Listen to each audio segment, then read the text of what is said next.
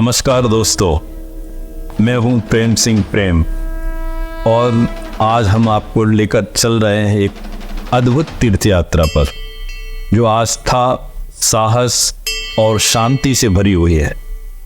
हम बात कर रहे हैं हिमाचल प्रदेश में स्थित श्रीखंड महादेव की।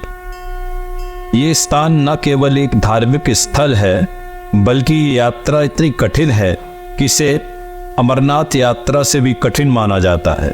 तो आइए आज हम जानेंगे श्रीखंड महादेव की कहानी, इस यात्रा की चुनौतियों और इस पवित्र स्थान की महिमा के बारे में। श्रीखंड महादेव का पवित्र स्थान हिमाचल प्रदेश के कुल्लू जिले में स्थित है। इसे भगवान शिव का निवास स्थान माना जाता है और यहाँ पर एक 32 फीट ऊंची शिवलिंग जैसी चट्टान मौजूद है जो स्वयं शिवजी का प्रतीक मानी जाती है। इस शिखर में भगवान शिव का चेहरा बना है जिसमें जटाएं हैं, आंखें हैं और नाक है।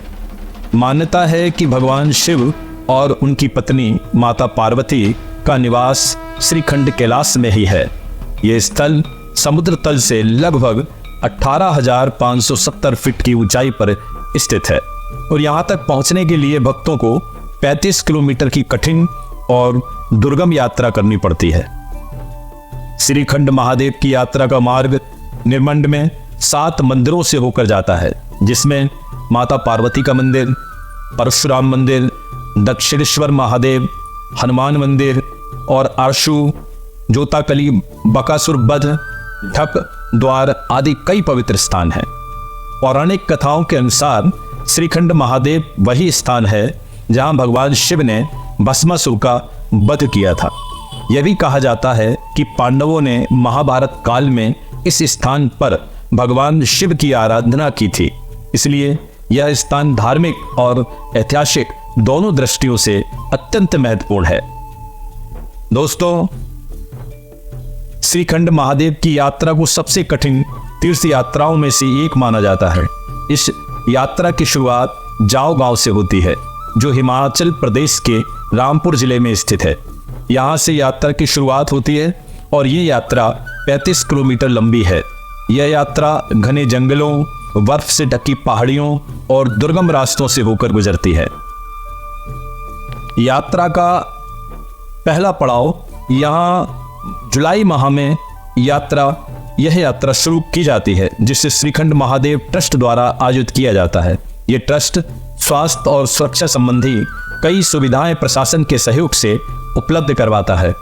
सिंहगाड़, थाचड़ू, भीमडबारी और पार्वती बाग में कैंप स्थापित किए जाते हैं। सिंहगाड़ में पंजीकरण और मेडिकल चेकअप की सुविधा है, जबकि कई स्थानों पर रुकने और ठहरने की सुविधा है। कैंपों में डॉक्टर, पुलिस और रेस्क्यू टीमें तैनात रहती हैं। यात्रा के 3 पड़ाव हैं: सिंहगाड़, थाचड़ू और भीमडबार। यात्रा के दौरान श्रद्धालुओं को कई कठिनाइयों का सामना करना पड़ता है। यहाँ का मौसम बेहद अस्थिर होता है और ऊंचाई के कारण ऑक्सीजन की कमी भी महसूस होती है, लेकिन इन सब के बावजूद भक्तजन भगवान शिव की भक्ति में डूबकर इस कठिन यात्रा को पूरा करते हैं। यात्रा के दौरान कई स्थानों पर टेंट और कैंपिंग की सुविधा उपलब्ध होती है, जहां श्रद्धालु रात में विश्राम कर सकते हैं। दोस्तों, इस यात्रा का सबसे महत्वपूर्ण पहलू यहाँ मिलने वाला आध्यात्मिक अनुभव है। जैसे जैसे आप ऊंचाई पर चढ़ते हैं, वैसे वैसे प्राकृतिक सुंदरता और शांति आपको अपनी ओर आकर्षित करती है। यहाँ की शांति और प्राकृतिक दृश्य मन को शांति प्रदान करते हैं और भक्तों को एक अलौकिक अनुभव का एहसास कराते हैं। भक्त जब 18,570 फीट की ऊंचाई पर स्थित शिवलिंग के दर्शन करते हैं तो उनका मन भगवान शिव की भक्ति में डूब जाता है। यहाँ पहुंचकर भक्तों को एक अनोखी अनुभूति महसूस होती है, जैसे कि भगवान शिव के करीब पहुंच गए हैं, और उनका अनुभव इतना गहरा और प्रभावशाली होता है कि यात्रा को और भी विशेष बना देता है।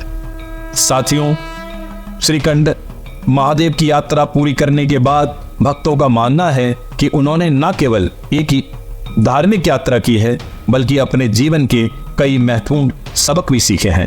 ये यात्रा हमें ये सिखाती है कि ईश्वर के प्रति हमारी आस्था और भक्ति हमें कितनी भी कठिनाइयों से पार ले जा सकती है। श्रीखंड महादेव की यात्रा उन सभी के लिए एक प्रेरणा है जो जीवन में कठिनाइयों का सामना कर रहे हैं। ये यात्रा बताती है कि अगर हमारे मन में श्रद्धा और साहस है तो हम किसी भी चुनौती को पार कर सकते हैं। तो दोस्तों, ये थी श्रीखंड महादेव यात्रा की कहानी। अगर आपको ये वीडियो पसंद आया हो तो इसे लाइक और शेयर जरूर करें, और अगर आप हमारे चैनल पर नए हैं तो सब्सक्राइब करना ना भूलें। तब तक के लिए जय भोलेनाथ।